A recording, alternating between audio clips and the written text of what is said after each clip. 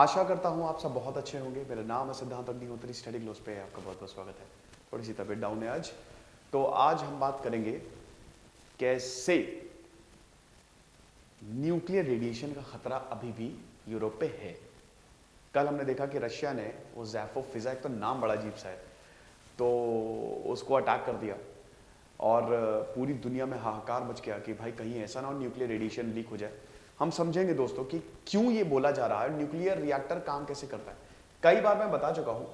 देखिए, Vladimir Zelensky ने तो साफ साफ ये बोल दिया था ना कि भाई देखो, अगर न्यूक्लियर रिएक्टर, ये सबसे बड़ा डिजास्टर होगा, पूरा यूरोप साफ हो जाएगा अगर न्यूक्लियर रेडिएशन या न्यूक्लियर रिएक्टर फटता है। फटा नहीं है न्यूक्लियर रिएक्टर, तो घबराने की जरूरत नहीं है। न्यूक्लियर रिएक्टर को बहुत तगड़े तरीके से डिजाइन किया जाता है, ठीक है। तो यूरोप का जो सबसे बड़ा न्यूक्लियर पावर प्लांट है, देखिए आप एक चीज समझिए, जैसे अगर भारत की बात करते हैं तो भारत में एनर्जी कोयले से आती है, ठीक है। भारत में जो एनर्जी है वो कोयले से आती है और हमारी जो न्यूक्लियर एनर्जी है वो खाली 4% तक इलेक्ट्रिसिटी देता है, जो कि हमारे लिए बहुत बड़ा ड्रॉबैक है ना। हमारी 75% एनर्जी नीड आती है कोयले से। लेकिन यूरोप में, जैसे फ्रांस का एग्जांपल लेते हैं, तो फ्रांस की 96% जो एनर्जी आती है वो आती है न्यूक्लियर से, और ये बहुत ही क्लीन सोर्स ऑफ एनर्जी होती है। तो न्यूक्लियर पावर प्लांट बहुत ज्यादा जरूरी होते हैं, आपका खर्चा बचाते हैं, क्लीन सोर्स ऑफ एनर्जी होती है, ठीक है ना। तो यूरोप में आपको हर जगह न्यूक्लियर पावर प्लांट देखने को मिलेंगे। यूक्रेन में भी देखने को मिलेगा। चेरनोबिल डिजास्टर जो 1985, भाई सीरीज देखी चेरनोबिल की नहीं, 1985 से लेकर 1986 अभी भी रेडियो एक्टिव मटेरियल वहां से लीक ही हो रहा है, लेकिन बहुत ही कम मात्रा में। तो ये जो डिजास्टर है ये भी यूक्रेन में था, जो नॉर्थ में इनका प्रेपाव करके सिटी है ना। भाई देखो, मैं नाम नहीं ले पाता हूं, ठीक है। यूक्रेन और रशियन नाम बड़े अजीबोगरीब होते हैं, तो थोड़ी बहुत गलती हो है तो मुझे माफ कर देना, ओके। तो वहां पे ये रेडिएशन जो है वो लीक हुई और अभी भी हो रही है। तो अब देखिए, ये डिजास्टर रिपीट ना हो, है ना। ये डिजास्टर रिपीट हुआ, न्यूक्लियर डिजास्टर, न्यूक्लियर बॉम्ब तो खाली जापान में ही गिराया गया है। उसके बाद न्यूक्लियर डिजास्टर हमको एक चेरनोबिल और फिर 2011 में फुकुशिमा, और कुछ ऐसे ही डिजास्टर ना हो जाए, यही इंटरनेशनल एटॉमिक एनर्जी एसोसिएशन की चिंता है और पूरे यूरोप की चिंता है। समझ गए हो? तो ये चीज है। अब यहां पे देखिए, जो यूक्रेनियन अथॉरिटी ने बोला है कि भाई देखो, आग को तो बुझा दिया गया है, लेकिन यस, रिएक्टर में डैमेज आया है, safety of the unit was not affected. अब इससे पहले दोस्तों हम आगे बढ़े और जेलेंस्की ने भी बताया यूरोप के लिए, भाई उठो, कब उठोगे? कल अमेरिका के से बाइडेन के साथ जूम कॉल भी उन्होंने की, ठीक है। थोड़े से गुस्सा भी थे कि भाई नेटो ऐसा कैसे कर रहा है, कुछ मदद तो दे नहीं रहा है, हमारी तो बैंड बजती जा रही है। इससे पहले दोस्तों हम आगे बढ़े, आपको बता दूं कि कल से हमारी लाइव क्लास शुरू हो रही है, ओके। कल से हमारी लाइव क्लास शुरू हो रही है, तो आज आपके पास मौका है, लाइव क्लास मिस मत करिए। कोर्स तो लाइव ही रहेगा, तो भाई यार 5 लाइव क्लास हम आपको देंगे। टेस्ट सीरीज हम आपको हिंदी और इंग्लिश दोनों में ही दे रहे हैं। इससे बेहतर क्या हो सकता है मेरे दोस्त? हिंदी में भी मिलेगी, अंग्रेजी में भी मिलेगी, भाई इससे अच्छा कुछ हो ही नहीं सकता बेटा, अभी ले लो। उसके बाद फिर करंट अफेयर्स दे रहे हैं और सीसैट भी आपको मिल रहा है सिर्फ और सिर्फ 2300 रुपए में, ओनली 2300। तो ये आपको अवेल करना है। अगर आपको एग्जाम निकालना है तो पीसीएस और यूपीएससी का एग्जाम निकलेगा। अगर आप सीसैट सेपरेटली लेना चाहते हो तो सिर्फ 1500 रुपए में है। याद रखिएगा कि परसों से, मंडे से प्राइजेस बहुत ज्यादा बढ़ जाएंगे। कल लाइव क्लास मत मिस करिए। सुबह 10 बजे शेड्यूल हमने शेयर कर दिया है दोस्तों, कौन कब क्लास लेगा। तो सुबह 10 बजे से 11 बजे तक मानसी मैम की क्लास है, तो प्लीज आप उस क्लास को जरूर आए, अटेंड करें और ये कोर्स आप जरूर अवेल करें, ओके। चलो, तो यहां पे जो, हाँ ये देखो, ज़ैपोरिज़िया न्यूक्लियर पावर प्लांट, जो कि एक नदी के किनारे बना है। देखिए, आमतौर पे न्यूक्लियर पावर प्लांट नदी के किनारे बनते हैं, पहले आप समझ लो। चलो मैं आपको समझा ही देता हूं, ये इस तरीके का देख रहे हो ना, ये है ना। मैं आपको समझा देता हूं कि न्यूक्लियर रिएक्टर काम कैसे करता है। पहले आप ये समझो, एटम बॉम्ब और न्यूक्लियर रिएक्टर में क्या फर्क होता है ना। देखो, बम बनाना है, ये सबसे खतरनाक होता है, तो हमको चाहिए एक रेडियो एक्टिव एलिमेंट, बहुत सारे radio active element, periodic table देखो। तो अब होता क्या है, रेडिएशन, इससे रेडिएशन क्या है, अल्फा बीटा गामा, ठीक है। जब न्यूक्लियस आपका अनस्टेबल होता है तो ये अल्फा मतलब क्या है कि यहां पे 4 एटॉमिक नंबर में कमी आती है और एटॉमिक मास में कमी आती है, 2 आपके एटॉमिक नंबर में कमी आती है, बीटा में एक बढ़ता है या फिर एक घटता है, गामा में अनचेंज रहता है। कहने का मतलब यह है कि रेडियो एक्टिविटी मतलब आपका जो एटम है ना, बेसिकली वो रेडिएशन फेंकेगा, सड़ जाएगा पूरा का पूरा, एनर्जी, तगड़ी एनर्जी। और आपको सिंपल वर्ड्स में बताऊं तो न्यूक्लियर रेडिएशन दुनिया की सबसे खतरनाक मौत होती है। जो यूक्रेन में दोस्तों जो चेर्नोबिल डिजास्टर हुआ था ना, पता है न्यूक्लियर रेडिएशन में मौत कैसे होती है? एक हफ्ते तक सब बढ़िया, आपको अगर आपके अंदर रेडिएशन आ गई, आपको लगेगा सब मस्त है, उसके बाद आपका शरीर गलना शुरू होगा, आप जिंदा रहेंगे, आपका ऐसे मांस है ना ऐसे गलता रहेगा, गल के गिरेगा, वो इतना खतरनाक होता है, वो 2-3 महीने तक चलता है। तो सबसे खतरनाक, सबसे दर्दनाक मौत होती है न्यूक्लियर रेडिएशन की। तो अब इसमें एक यूरेनियम 235, प्लूटोनियम भी यूज होता है, लेकिन सबसे ज्यादा यूरेनियम 235 यूज होता है। 238 भी है यूरेनियम, लेकिन उसको सिंथेसाइज करना थोड़ा मुश्किल है, उसको यूरेनियम 235 में ही मतलब वो कन्वर्ट किया जाता है, उसके पूरा प्रोसेस होता है। अब दोस्तों ये बड़ा मुश्किल होता है, यूरेनियम आपको हर जगह नहीं मिलेगा, ठीक है। वो जो आप देखते हो ना कि जब आप सड़क पे जाते हो तो वो जैसे चमकीला चमकीला लगता है, वो उसके अंदर होता है यूरेनियम। यूरेनियम का सिंथेसाइज करना बहुत बहुत मुश्किल है ना। जब होमी भाभा ने जवाहरलाल नेहरू को एक पत्थर दिया था, ठीक है, होमी भाभा हमारे एटॉमिक एनर्जी, ये सीन बहुत अच्छे से डिपिक्ट किया रॉकेट बॉयज में। तो जवाहरलाल नेहरू को होमी भाभा ने ये बोला था कि ये हमारा फ्यूचर है, जितना आप हजारों लाखों टन्स ऑफ कोयले से एनर्जी निकालेंगे ना, ये पत्थर आपको एक बार में देगा, ठीक है। तो यूरेनियम 235, क्योंकि एक एटॉमिक नंबर देखिए इसका, ओके, तो ये यूरेनियम 235 क्या करेगा, ये डीके होता है बेरियम और क्रिप्टॉन में। मैं आपको यहां पे बताता हूं, यूरेनियम 235 डीके होता है बेरियम प्लस क्रिप्टॉन प्लस तगड़ी एनर्जी मिलती है, प्लस न्यूट्रॉन्स निकलते हैं, ये मल्टीप्लाई होते जाता है, ये चेन होती है, ठीक है। जब तक यूरेनियम 235 रहेगा, ठीक है, जब तक ये फ्यूल रहेगा तब तक रिएक्शन चलती रहेगी। कहने का मतलब ये कि जब तक आपकी गाड़ी में पेट्रोल रहेगा तब तक गाड़ी चलेगी। तो इसका मतलब है जब तक ये फ्यूल रहेगा तब तक रेडिएशन होता रहेगा, तब तक लोगों को रेडिएशन पकड़ता रहेगा, और जैसे ही ये खत्म होगा, खेल खत्म, तब ये रेडिएशन जाके रुकता है। तो अब ये बहुत खतरनाक हो गई, एटम बम फटा, यूरेनियम 235 रेडिएशन निकली, फैल गई, और वो फैलती जा रही है, तो इसको कंट्रोल करना है।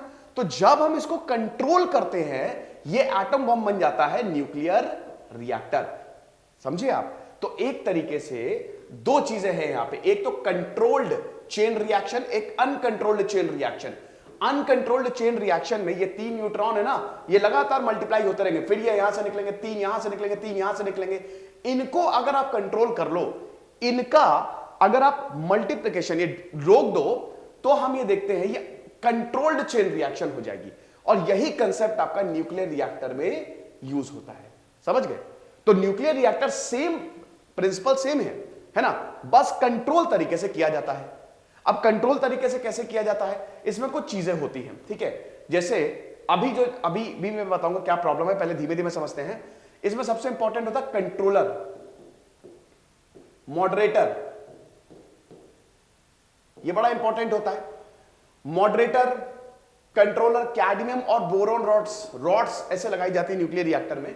मॉडरेटर D2O हेवी वाटर होता है ये, जो कि न्यूट्रॉन को मल्टीप्लाई करने से रोकता है, ठीक है, न्यूट्रॉन को कंट्रोल में रखता है। और सबसे इंपॉर्टेंट होता है कूलेंट, जिसकी अभी बात हो रही है। कूलेंट बहुत ज्यादा जरूरी होता है। अब देखिए न्यूक्लियर रिएक्टर जो है वो, ये आप समझ गए न्यूक्लियर रिएक्टर के बारे में, ये पानी के बगल में बना होता है, क्योंकि न्यूक्लियर रिएक्टर को पानी चाहिए। हमारा मेन पर्पस क्या, हमको एनर्जी ना चाहिए। तो एनर्जी कैसे निकलेगी न्यूक्लियर रिएक्टर से? देखो होता क्या है कि ये फ्यूल रॉड्स होती है ना, बहुत ज्यादा पानी होता है। दो तरीके के रिएक्टर होते हैं, एक तो बॉइलिंग वाटर रिएक्टर होते हैं, एक प्रेशराइज्ड वाटर रिएक्टर होते हैं, ठीक है। तो वाटर यहां पे, जैसे अमेरिका में ज्यादा आपको बॉइलिंग वाटर रिएक्टर्स मिलेंगे। तो ये वाटर जो होता है ना, ठीक है, ये फ्यूल है, फ्यूल रॉड्स है, इसमें आपका फिजनेबल मटेरियल है, मतलब यूरेनियम 235 इन रॉड में डाल दी गई है। उसके बाद इससे एनर्जी निकलेगी, ये वाटर बॉयल होगा। अब बहुत सारी ट्यूब्स होती हैं, ये वाटर जो है ये गर्म होगा, और गर्म होके इन पाइप्स में जाएगा, भाप बनाएगा, और ये भाप, ये स्टीम जो है, ये आगे जाके टरबाइन को घुमाएगी। जनरेटर्स होते हैं ना बहुत बड़े बड़े, बहुत तेजी से टरबाइन घूमेंगे, जिसकी वजह से इलेक्ट्रिसिटी जनरेट होती है। सब में यही प्रोसेस होता है, चाहे हाइड्रो इलेक्ट्रिसिटी हो जाए, चाहे कोल। आपको मेन समझिए एनर्जी प्रोड्यूस करने का क्या तरीका है। आपको भाप लेनी है और टरबाइन आपको बहुत तेजी से घूमे, ठीक है, जिसकी वजह से करंट पैदा हो। भारत में ये कोयला करता है, कोयले से भाप ली जाती है, लेकिन यहां पे न्यूक्लियर रिएक्टर है तो इससे ये फिजनेबल यूरेनियम करता है ये, ठीक है। तो इसीलिए it is very clean source of energy. आप समझ गए। अब ये वाटर बहुत जरूरी होता है क्योंकि ये जो न्यूक्लियर रिएक्टर का कोर है ना, वाटर जो है इसको ठंडा रखता है। बहुत ध्यान से सुनिएगा, अब मैं मेन पॉइंट पे आ रहा हूं। अभी तक तो न्यूक्लियर रिएक्टर समझा रहा था, वाटर ठंडा रखता है कोर को। लेकिन बेटा होता क्या है, वाटर ठंडा रखेगा, सर्कुलेट हो रहा है वाटर, ठीक है, इसके लिए बिजली बहुत ज्यादा चाहिए। तो ये पावर, यहां पे बहुत ज्यादा पावर ये इसको चाहिए होती है। अब वॉर में क्या हो रहा है, अभी क्या हुआ है, यूक्रेन में हुआ है तगड़ा हमला, ठीक है, यहां पे पावर सप्लाई ठप, तो इमरजेंसी जनरेटर चलाए गए हैं ताकि वाटर जो है वो कोर को मिलता रहे, वो ठंडा रहे, समझ रहे हो। लेकिन जैसे ही ये इमरजेंसी डीजल जनरेटर खत्म होंगे, वो सिस्टम ठप पड़ जाएगा, वाटर मिलेगा नहीं, जिसकी वजह से जो कोर है ना, जो न्यूक्लियर मटेरियल है, वो लीक करने लगेगा। और अगर वो लीक करने लगेगा तो यहां पे फैल जाएगा इस नदी में, और नदी हो जाएगी कंटामिनेटेड। पानी में है बेटा रेडिएशन, तो यूरोप पिएगा क्या, ये कंसेप्ट है। इसीलिए यहां पे बहुत ज्यादा डर है। सबसे बड़ा डर यूक्रेन को यह है कि कहीं ये सिस्टम अभी इमरजेंसी जनरेटर पे चल रहे हैं, हमने पावर सप्लाई बंद कर दी है, इमरजेंसी जनरेटर पे चल रहे हैं जो कि डीजल से चल रहा है। अब अगर ये बंद होगा, ठीक है, कब तक चलेगा, बकरे की अम्मा कब तक खैर मनाएगी। तो जैसे ही ये बंद होगा भाई, कोर को पानी मिलेगा नहीं, लीक करने लगेगा, कोर मेल्ट होने लगेगा। वैसे तो बहुत बड़ी बड़ी कंक्रीट की वॉल्स बनाई जाती हैं, लेकिन दीज आर नॉट इनफ। तो इसीलिए अभी खतरा जो है वो टला नहीं है। अब आप समझे, रिस्क तो है भाई।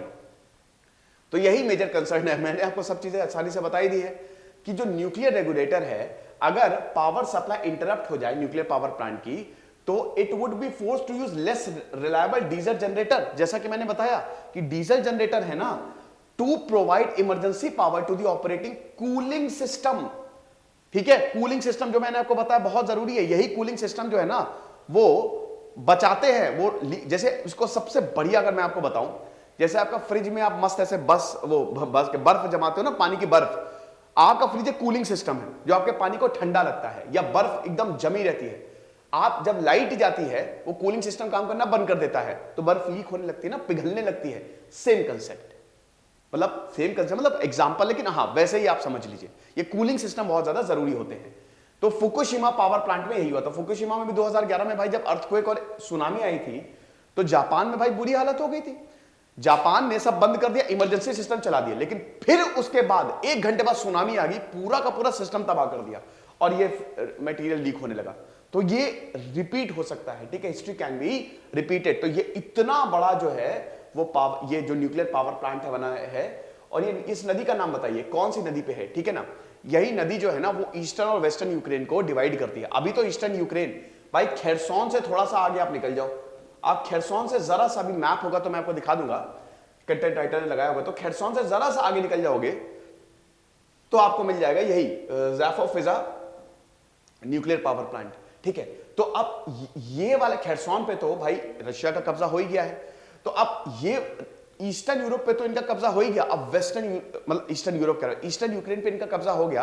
अब वेस्ट वाले पार्ट में ये लोग जाएंगे, रशिया, ठीक है। 11वां दिन है वैसे, मतलब 10वां दिन है आज। तो वही चीज है कि अब पोर्ट सिटी ऑफ खेरसोन इनके पास आ गई है, मारियोपोल रशिया के पास आ गया, ये भी पोर्ट सिटी। यूक्रेन में अच्छे खासे न्यूक्लियर रिएक्टर, ये सबसे बड़ा है, ये यूरोप का भी सबसे बड़ा है, सिर्फ यूक्रेन का नहीं है, ठीक है। So it is the territory near Zaporizhzhia attack to the nearby city of Enerhodar. तो ये जो आपको दिख रहा है ना एनरहोडार, ये भाई न्यूक्लियर पावर प्लांट के बगल की सिटी है। शेलिंग तगड़े से हो रही है और यहां पे भी इन्होंने शेलिंग कर दी। प्रॉब्लम ये थी कि कल जब रशियंस थे ना, खबर ये भी आ रही थी कि यूक्रेन ने बोला था कि रशियंस जाने भी नहीं दे रहे, हमको न्यूक्लियर रिएक्टर को कंट्रोल भी करने नहीं दे रहे, हमको बाहर ही रोक दे रहे हैं। तो ये बहुत बड़ी प्रॉब्लम है। सो अभी it is not immediately clear कैसे पावर प्लांट जो है it was hit, but Enerhodar mayor Dmytro Orlov ने ये बोला है कि Russian military column they had been heading towards the nuclear facility that loud shots were heard in the city। तो कल की ये बात है कि जब इस शहर में तगड़ी बमबारी हो रही थी, तो पूरा का पूरा रशियन यूनिट जो है गोलियां चलाते हुए जा रहा था इस न्यूक्लियर रिएक्टर पे। ओके, तो इस तरीके की कुछ तस्वीरें सामने आई थी। न्यूक्लियर फटा नहीं है, जैसा कि मैंने बताया कि अभी तो चिंता नहीं है क्योंकि अभी सब कुछ ठीक है। देखिए यहां पे यूरोप यही कह रहा है कि रशिया पागल हो चुका है, व्लादिमीर पुतिन जो है वो न्यूक्लियर डिजास्टर को ट्रिगर कर रहे हैं, ऐसा कभी भी हमको देखने को नहीं मिला। ओके, तो ये चीज है। तो अब देखिए व्हाट कुड हैव हैपेंड, जैसा कि मैंने बताया कि रिएक्टर को पहले से बंद कर लिया, ऑफलाइन था बच गया, अगर ऑनलाइन होता मतलब अगर रिएक्टर चालू होता तो सोच रहे इतनी तबाही होती। चालू हालांकि होगा नहीं, यूक्रेन कभी कोई भी देश इतनी बड़ी गलती नहीं करेगा, इधर बॉम्ब गिर रहे हैं और इधर चीजें ठीक है, मतलब चालू हम बिजली पैदा कर रहे हैं, तो यह खतरा भांपते हुए पहले ही यूक्रेन ने इसको बंद कर दिया था। समझिए कि इंटरनेशनल एटॉमिक एनर्जी एसोसिएशन ने युद्ध से पहले भी यह खतरा, जब युद्ध शुरू हुआ था तो यह बोला था कि रशिया को बहुत ही सोच समझ के बमबारी करनी होगी, कहीं न्यूक्लियर रिएक्टर हिट ना हो जाए। एक और चीज है यहां पे, एक्सपर्ट्स का यह मानना है कि भाई देखो ऐसा है ना कि अगर नॉर्मल सिचुएशन होती है तो कोई दिक्कत नहीं है, ऑफलाइन है, साइंटिस्ट रहते हैं, सिस्टम अपने आप रिकवर हो जाता है, लेकिन वॉर में सिचुएशन अलग हो जाती है। अभी वहां पे कोई ठीक करने वाला नहीं है, कोई और बैकअप हमारे पास नहीं है, तो अगर सिस्टम बंद हुआ, अगर इमरजेंसी सिस्टम बंद हुआ तो ये पूरे यूरोप के लिए डिजास्टर हो जाएगा। ओके, तो ये चीज है, ठीक है। उसके बाद the reactors at the plant have thick concrete containment domes which would have protected them from external fire from tanks and artillery. At the same time, fire at a nuclear plant is never a good thing. देखिए जैसा कि मैंने बताया कि अभी तो इतनी कोई खतरनाक बात नहीं है क्योंकि बेसिकली ऑफलाइन था, लेकिन क्योंकि न्यूक्लियर रिएक्टर का स्ट्रक्चर ऐसा होता है जो वॉल्स बहुत थिक होती हैं, तो आप कितनी भी बमबारी कर दो वो टूटती नहीं है। अंबुजा सीमेंट से बनाई गई वॉल होती है वो, ठीक है, तो वो टूटेगी नहीं, उस सीमेंट में जान है। Another change at nuclear facility are the pools with, अच्छा pools क्या होते हैं, when spent fuel rods kept to the cooled which are more vulnerable। यही प्रॉब्लम है, ये जो मैंने बताया ना कि न्यूक्लियर रिएक्टर में पूल, यहां पे आपकी मेन रॉड्स रखी होती है जिसको फ्यूल रॉड्स बोला जाता है। इन फ्यूल रॉड्स में ही मटेरियल होता है जिससे एनर्जी पैदा होती है, यानी कि यूरेनियम इसी में ही होगा, ठीक है। तो अब डेंजरस यही है कि भाई ये ज्यादा वल्नरेबल है ना शेलिंग की वजह से, अगर ये फट गई तो पूरा का पूरा मटेरियल ही फैल जाएगा, ये डेंजरस है, समझ रहे हो। So biggest issue however is the plant power supply. अब प्लांट पावर सप्लाई को मैं समझा चुका हूं तो दोबारा मैं नहीं समझाऊंगा, यही जो मैंने समझाया वो यहां पे लिख दिया है और ये पीपीटी आपको हमारे टेलीग्राम ग्रुप पे मिल जाएगी। ओके, तो ये चीज है। चलिए और देखते हैं, अगर और कुछ है तो मैं और समझा देता हूं। कंसर्न्स है, ठीक है, क्योंकि जैसा कि मैंने बताया कि 15 रिएक्टर्स ऑलरेडी आपके हैं 4 स्टेशंस पे। रशिया को यूक्रेन पावर देता था यार, मैंने बताया ना यूक्रेन बहुत ही जबरदस्त है। एक और चीज आपको बता दूं कि रशिया ने भी यूक्रेन को बहुत डेवलप किया, रशिया का बहुत बड़ा हाथ है यूक्रेन को डेवलप करने में, इसीलिए यूक्रेन को जाने नहीं दे रहा है। व्लादिमीर पुतिन इतने गलत नहीं है अगर आप उनको देखो, हाँ अभी तो वॉर क्राइम कर ही रहे हैं, लेकिन आखिरी वक्त तक उन्होंने यूक्रेन को समझाया। जब सोवियत का यूक्रेन पार्ट था तो रशिया ने अच्छा खासा डेवलपमेंट किया। ये न्यूक्लियर स्टेशन है ना, ये एक तरीके से सोवियत की ही पहल थी। हाँ ये बिल्कुल सही बात है कि उन्होंने किया तो अपने ही लिए किया। ओके, उसके बाद वही चेरनोबिल न्यूक्लियर पावर प्लांट का भी घर है ये, जहां पे अभी भी रेडियो एक्टिविटी तो चल ही रही है, तो थोड़ा सा टेंशन वाली तो बात है ही है। अब इंटरनेशनल एटॉमिक एनर्जी एसोसिएशन के जो चीफ है ग्रॉस करके है, ग्रॉसी है ना, तो उन्होंने यही बोला है कि भाई देखो यहां जो चेरनोबिल का स्टाफ है, आपको बता दो कि इनको बंदी बना लिया रशिया ने, रोटेशन बेसिस पे काम करवा रहे हैं एंड दे आर एग्जॉस्टेड, क्योंकि चेरनोबिल को तो कंट्रोल करना सबसे ज्यादा जरूरी है। ओके, तो कंसर्न्स अभी ये है। उसके बाद फिर रशिया से भी ये अपील की है कि चेरनोबिल स्टाफ को अपना काम करने दो भाई, उनको पता है। देखिए ये जो आर्मी वाले हैं, ठीक है, इनको साइंटिस्ट, इनकी कभी बनती नहीं आर्मी और साइंटिस्ट की, तो ये तो आएंगे कब्जा करेंगे। अब बात ये है कि अगर मरेंगे तो सब मरेंगे, ये भी मरेंगे।